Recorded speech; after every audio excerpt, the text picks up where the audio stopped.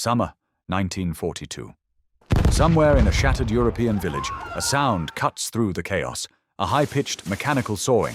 Not a motor, not a tool, it's the MG42. German soldiers call it the saw. The Allies give it another name, Hitler's saw. Once you hear it, you never forget it. That sound marks the moment when modern infantry lost its rhythm and war found a new voice. At the beginning of the war, the Wehrmacht relied on the MG34, a masterpiece of precision engineering. But precision came at a cost. Every weapon required hundreds of machining steps, each measured in microns. The result? An exquisite weapon that the front could never get fast enough. One MG34 took more than 150 hours to produce, far too long for a war that devoured thousands of guns every month. On the Eastern Front, the problem became unbearable. Dust and frost jammed the fine tolerances. Parts wore out. Maintenance was impossible. Factories in Germany couldn't keep up. Commanders needed a gun that could be built faster, cleaned easier, and handled by any soldier, not just specialists. So engineers were told to change their thinking. No more craftsmanship, mass production. No more over-engineering, rugged simplicity. Materials were scarce, workers untrained, time short. The only answer was to industrialize the weapon itself.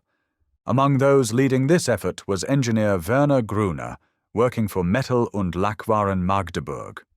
His design philosophy was brutal in its clarity, a weapon that functions even when everything else collapses. What emerged was more than a gun. It was a symbol of mechanized warfare itself. The MG42 was born not from artistry, but from necessity, designed to never stop firing.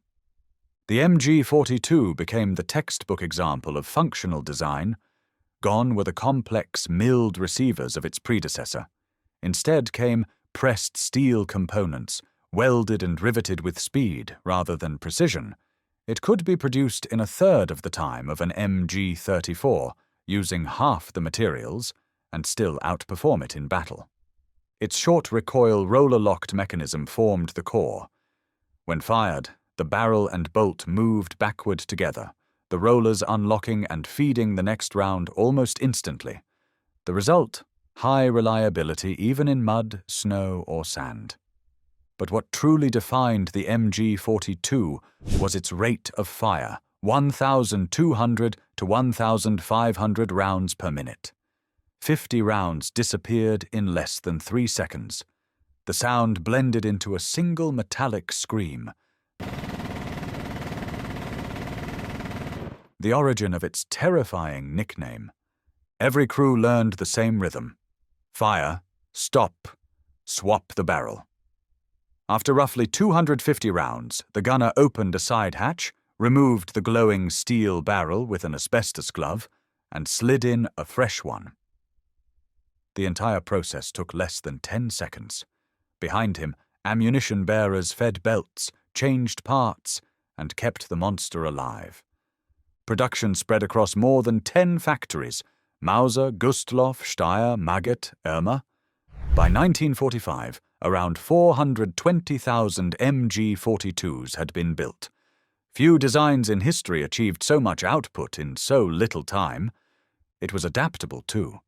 Mounted on its tripod, the Lafette 42, it became a defensive weapon capable of automatic sweeping fire. On vehicles, it served as secondary armament. In the field, even as improvised anti-aircraft defense, the MG42 wasn't a single weapon. It was an entire system of firepower. By 1942, the MG42 appeared on every front: Russia, North Africa, Italy, Normandy. A single team could hold an entire sector. Offensive stalled under its cutting roar. Where it fired, movement died. Allied veterans remembered the noise more vividly than the bullets. One British soldier wrote, "It didn't sound like a gun, it sounded like metal tearing itself apart." The rapid fire confused men into thinking they faced multiple guns at once. It wasn't just a weapon, it was a sonic weapon. German infantry tactics evolved around it. 2 or 3 MG42s, arranged in overlapping arcs, could dominate hundreds of meters. Section leaders timed bursts by stopwatch. 15 seconds of fire, 3 seconds of silence. Then the next team opened up. The effect was a continuous wall of lead that pinned entire platoons. On its tripod, the Lafette mount added a mechanical fire controller, the Tiefenfeuer Automat. This device automatically shifted the barrel's elevation during sustained fire. Sweeping an area in depth, it turned the MG42 into an early analog version of today's fire control systems. In cities like Stalingrad or Monte Cassino, the gun's echo bounced through rubble-filled streets, amplifying confusion. The sharp, rhythmic noise made it impossible to judge distance or direction. For those advancing, it was like charging into a buzzsaw. Yet the MG42's appetite was enormous. A short engagement could burn through 2,000 rounds. Barrels overheated, supply lines strained, crews rotated constantly. Still, no other weapon offered such concentrated firepower in such a portable form. Where it stood, the front held. It was not just part of the defense. It was the defense. The Allies adapted. Infantry learned to move in timed bursts, supported by tanks and artillery. Attack plans shifted from broad advances to narrow, concentrated strikes. The lesson was simple. Never face an MG42 head-on. After the war, its influence spread across the world. Designers studied captured weapons and borrowed its ideas. The American M60, the British GPMG, and the Belgian FNMAG all trace their lineage to the MG42, especially its quick-change barrel and roller-locking system. In West Germany, the weapon was reborn as the MG3, chambered for NATO's 7.62 by 51 mm round. It became the standard machine gun of the Bundeswehr and remains in service today, 8 decades later. Beyond the battlefield, its production philosophy reshaped industry. Stamped steel construction, modular design, and rapid assembly influenced everything from automotive to tool-making. In that sense, the MG42 was not only a gun, it was industrial evolution forged in steel. Historians estimate that roughly 400,000 MG42s were built, plus countless copies and derivatives.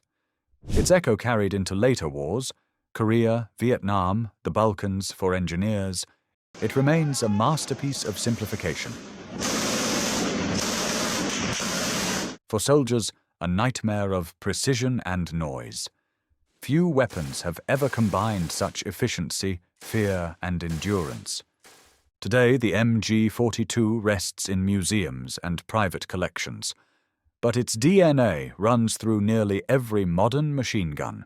High cyclic rate, modular construction, stamped receivers, all born from this one design. For historians, it marks the turning point where craftsmanship gave way to production lines. For soldiers, it remains the sound that separated life from death.